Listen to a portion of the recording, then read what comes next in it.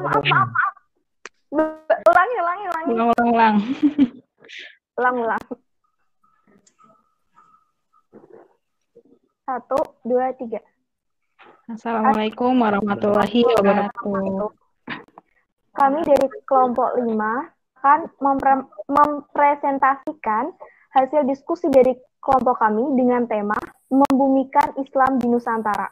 Next slide. Ya.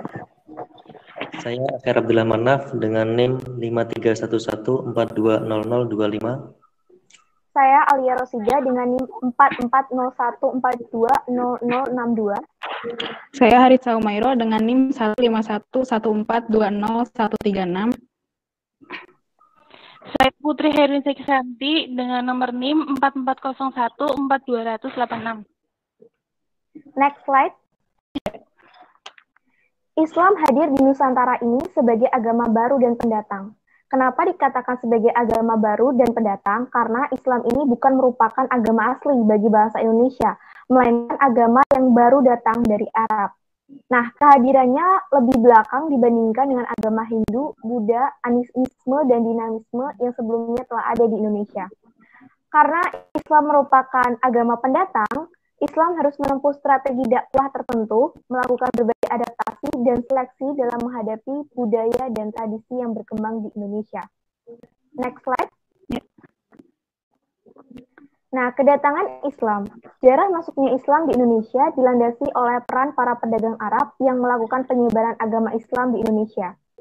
Awal masuknya agama Islam di Indonesia pada abad ke-7 Masehi. Namun di masa ini belum banyak yang menganut dikarenakan masih terpengaruh oleh kekuasaan Hindu-Buddha di Indonesia. Next slide. Ya. Kedatangan Islam, perjumpaan Islam dengan budaya atau tradisi lokal di Nusantara seringkali menimbulkan akulturasi budaya. Apalagi di setiap pulau memiliki tradisi yang berbeda. Jadi semakin beragam antara akulturasi Islam dan budaya lokal. Next slide. Ya. Mengenai akulturasi Islam, kondisi yang beragam menyebabkan ekspresi Islam tampil beragam dan bervariasi sehingga kultural religius. Realitas ini merupakan resiko akulturasi budaya, tetapi akulturasi budaya tidak bisa dibendung ketika Islam masuk di wilayah baru. Jika Islam bersikap keras terhadap budaya atau tradisi lokal, yang terjadi justru pertentangan terhadap Islam itu sendiri, bahkan peperangan dengan pemangku budaya, tradisi atau adat lokal seperti perang Padri di Sumatera. Nah, untuk gambar dari perang Padri bisa dilihat di PPT ya, di samping dari deskripsi. Nah, itu adalah gambar dari perang Padri. Kemudian untuk selanjutnya, Ica. Next slide. Ica. Ya, selanjutnya ada Islam di Nusantara. Wali Songo mempunyai peran yang cukup besar dalam proses akulturasi Islam di Nusantara, tepatnya pada abad ke-15 di Tanah Jawa. Budaya dijadikan sebagai media dalam menyebarkan Islam dan mengenalkan nilai dan ajaran Islam kepada masyarakat secara persuasif. Kemampuan memadukan kearifan lokal dan nilai-nilai Islam mempertegas bahwa agama dan budaya lokal tidak dapat dipisahkan satu dengan yang lainnya. Secara sosiologis, keberadaan Wali Songo hampir semua berada di titik tempat pusat kekuatan masyarakat, yaitu di Surabaya, Demak, dan Cirebon. Bahkan kerabat mereka pun memiliki peran yang signifikan dalam penyebaran Islam secara kultural. Next. Ya, kemudian ada Wali Songo, ada Sunan Gresik atau Maulana Ibrahim, kemudian ada Sunan Ampel atau Raden Rahmat, Bonat atau Raden Ibrahim, Sunan Derajat atau Raden Kasim, Sunan Kudus Al-Jafar Sodik, Sunan Giri atau Ainul Yakin, Sunan Kalijaga atau Raden Sahid, Sunan Muria atau Raden Umar Said, Sunan Gunung Jati Syarif Hidayatullah. Kemudian gambar Wali Songo ada tadi. Next. Dalam konteks ini dijalankan masyarakat Indonesia berhubungan dengan gerakan dakwah Wali Songo. Kali terdapat usaha membumikan Islam.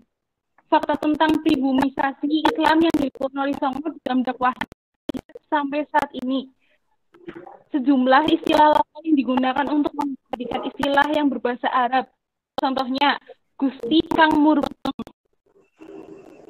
Allah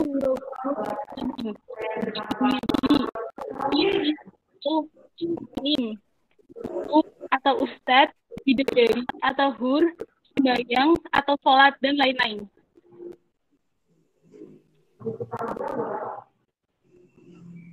Selanjutnya Islam di Jawa.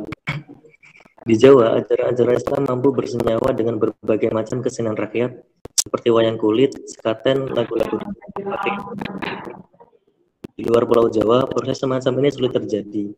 Di Sumatera, ajaran-ajaran Islam justru dapat bersenyawa dengan karya-karya sastra, misalnya dalam bentuk hikayat, pantun, puisi, dan lain. Sejak masa Wali Songo, Islam di Indonesia memiliki dua model. Yang pertama, model formalis, yang lebih mengutamakan aspek fikih dan politik kenegaraan. Yang kedua, kelompok esensialis, yang lebih memprioritaskan aspek nilai dan kultur dalam berdakwah. Di era kemerdekaan dan sampai dengan era pasca reformasi, polemik antar kedua model beragaman ini masih tetap ada. Dalam masyarakat yang pluralistik saat ini diperlukan pengembangan bagi para pendakwah dengan menyesuaikan dengan kemajuan teknologi dan modernitas. Penggunaan media massa dan internet dirasa sangat pas dalam menyebarkan dakwah yang lebih luas lagi. Artinya, metode seperti ini juga menandakan sama dengan para wali songo pada zaman dahulu yang menggunakan media tradisional. Selanjutnya, saat ini dakwah karena terkendala pandemi, dakwah pun bisa dilakukan dengan melalui sosial media seperti Instagram, Facebook, Twitter, WhatsApp, dan YouTube. Pada masa pandemi seperti ini akan sangat berisiko apabila diadakan pengajian dengan mengumpulkan banyak orang.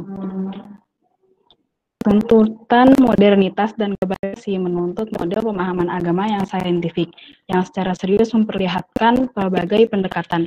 Pendekatan Islam monodisiplin tidak lagi memadai untuk menjawab tantangan zaman yang dihadapi umat Islam di berbagai tempat. Agar diperoleh pemahaman Islam yang saintifik tersebut, diperlukan pembacaan teks-teks agama, seperti Al-Quran, hadis, dan Taurat, secara integratif dan interkonektif dengan bidang-bidang dan disiplin ilmu lainnya. Pendekatan saintifik atau scientific approach adalah model pembelajaran yang menggunakan kaidah-kaidah keilmuan yang memuat serangkaian aktivitas pengumpulan data melalui observasi, menanya, eksperimen, mengolah informasi atau data, kemudian mengkomunikasikan. Islam beradaptasi dengan nilai kearifan lokal. Di sisi lain, Islam yang telah menyebar ke seluruh penjuru dunia mau tidak mau harus beradaptasi dengan nilai-nilai budaya lokal atau kearifan lokal. Sebagai substansi, Islam merupakan nilai-nilai universal yang dapat berinteraksi dengan nilai-nilai lokal atau local wisdom untuk menghasilkan suatu norma dan budaya tertentu. Islam sebagai rahmatan lil alamin terletak pada nilai-nilai dan prinsip-prinsip kemanusiaan universal yang dibangun atas dasar kosmologi tauhid. Nilai-nilai tersebut selanjutnya dimanifestasikan dalam sejarah umat manusia melalui lokalitas ekspresi penganutnya masing-masing. Sekian.